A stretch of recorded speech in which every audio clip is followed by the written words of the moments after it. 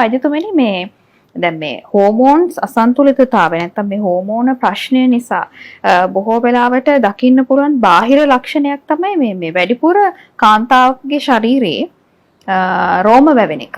රෝම දිස් වෙන එක. ඒක බාහිරව හොඳටම පෙන්눔 කරන ලක්ෂණයක්. ඒ පිළිබඳව අපි පොඩ්ඩක් කතා කරොත් එහෙම. ඔබ ඔය කියන්නේ සමහර කාන්තාවන්ට දැන් බාහිරව අපිට පේන්නේ මූණනේ. ඔව්. එතකොට රැවුල වැවිලා ඒ දේවල් තියෙනවා. මොකද රැවුල කියන එකයිති පිරිමින්ටනේ. ඔව්. ඒතර පොඩි තනහකුත් වෙනවා පිරිමින්ට ඇයි රැවුල ඔයගොල්ලෝ ගන්නකොට. ඒක වෙන්නේ මෙහෙමයි. සෑම කාන්තාවකගේ සිරුරේම සුළු ප්‍රමාණයක් පුරුෂ හෝමෝන් පවතිනවා. ටෙස්ටොස්ටෙරෝන් පවතිනවා. දැන් පිරිමිගේ පැත්තෙන් ගත්තත් ඕනම පිරිමිගේ සිරුරේ සුළු ප්‍රමාණයක් කාන්තාවට අදාළ හෝමෝන් තියෙනවා. දැන් මේ හෝමෝන වැඩිවීම නිසා තමයි දැන් කාන්තාවගේ සිරුරේ පිරිමි හෝමෝන් ප්‍රතිශතය වැඩිවීමේදී ඇයගේ සිරුරේ හැඩතල පිරිමියෙක් වගේ වෙනවා. ඒ වගේම දැන් පුරුෂයෙකුගේ පැත්ත ගත්තොත් පුරුෂයෙකුගේ සිරුරේ කාන්තා හෝමෝන් ක්‍රියාවලිය වැඩි වුණොත් ඔහු සමහර විට කාන්තාවක් වගේ ගමන බිමන උනත් වෙනස් වෙන්න පුළුවන්. ඒ වගේ වෙනස් වීම සිද්ධ වෙනවා. දැන් මේ රෝම වැවීම ඔබ දකින්නේ මුහුණ පමණයි. මම හෝමෝන ප්‍රතිකාර කරන වෛද්‍යවරයෙක් හැටියට මම දකිනවා ඇයගේ සිරුර ඇතුළත. ඒ කියන්නේ ඇයගේ ඇඳුමින් ඇතුළත ඇයට පපුවේ සමහර විට පුරුෂයින්ටත් වඩා රෝම වැවිලා. එය මතු පිටට පේන්නේ නැහනේ. මොකද ඇඟ ඇරියොත් විතරනේ පේන්නේ. ඉතින් හරි කනගාටුයි කියන්න ගොඩාක් කාන්තාවන් ඉන්නවා වර්තමාන සමාජයේ පපුවේ ඒ වගේ උදර ප්‍රදේශයේ කලව කකුල් වල අත්වල ගාතිකව රෝම වැවිලා මේ අපහසුතාවයට පත්වෙච්ච කාන්තාවන්.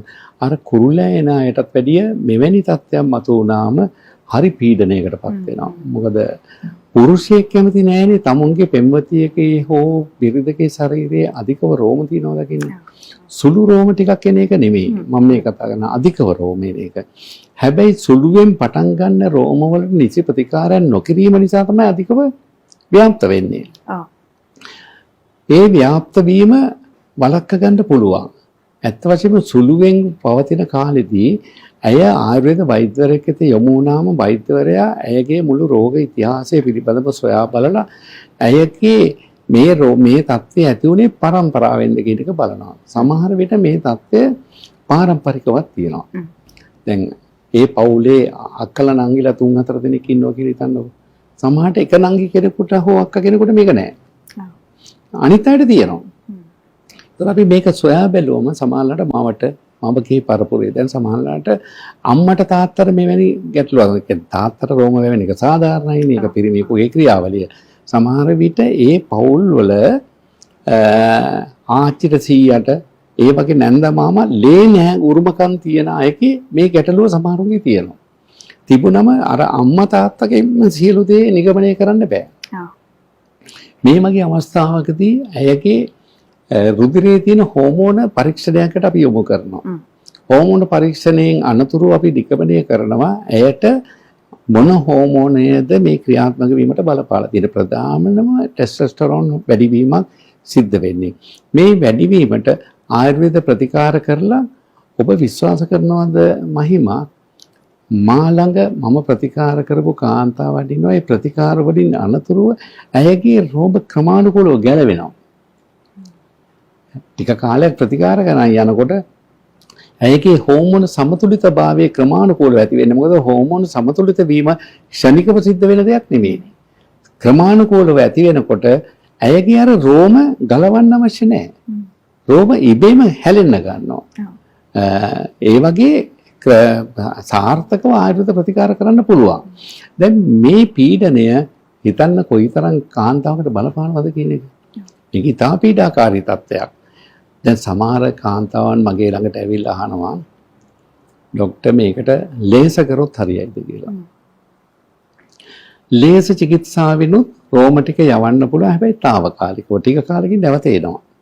දැන් සමහරව ඕක ওই වගේ අවස්ථාවකදී සේව් කරනවා.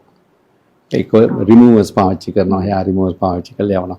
මේ සෑම දෙයකින්ම යවන්න පුළුවන්. හැබැයි නැවත එන එක වළක්වන්න බෑ. නැවත එන එක වළක්වන්න ආයුර්වේද ප්‍රතිකාර තුලින් පුළුවන්. හැබැයි කඩිමුඩියේ කලබලේ කරන්න බෑ. ඉවසීමෙන් ප්‍රතිකාර කරන්න ඕනේ.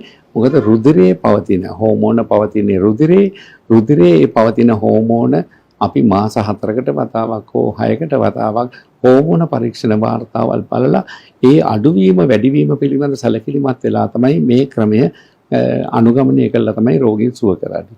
මේක කලබලේ කරන්න පුළුවන් දෙයක් නෙමේ. ඕනම මෙවැනි පීඩාවට පත්වෙච්ච කාන්තාවක් හරි ඉක්මනට උත්තර හොයනවා. ඔව්. ඒ අතර මේ හෝමෝන ගැටලුවේදී මම දකින දෙයක් තමයි මේ පීඩනයට පත්වෙච්ච ගොඩාක් කාන්තාවන් සමහර විට අපි කිව්වොත් මේක දරුවෝ මේක ටිකක් ඉවසීමෙන් කාලයක් ප්‍රතිකාර කරන්න ඕනේ කියලා. ඒ වෙලාවට ඒ රෝගීන්ට සමහරට අපිව එපා වෙනවා. ඕන් තව ඉක්මන් සුවය හොයාගෙන තව වෛද්‍යවරු ගාවට යනවා. අන්තිමට දහස් ගණන් ලක්ෂ ගණන් වේදම් කරලා නැවතත් ආයුර්වේද ප්‍රතිකාර වලට එනවා. ඉතින් මේක මම නිතරම දකින තත්ත්වයක්. ඒ නිසා මෙවැනි ගැටලුවකින් ඔබ පීඩා විඳිනවා නම් ඉවසීම අත්‍යවශ්‍යයි.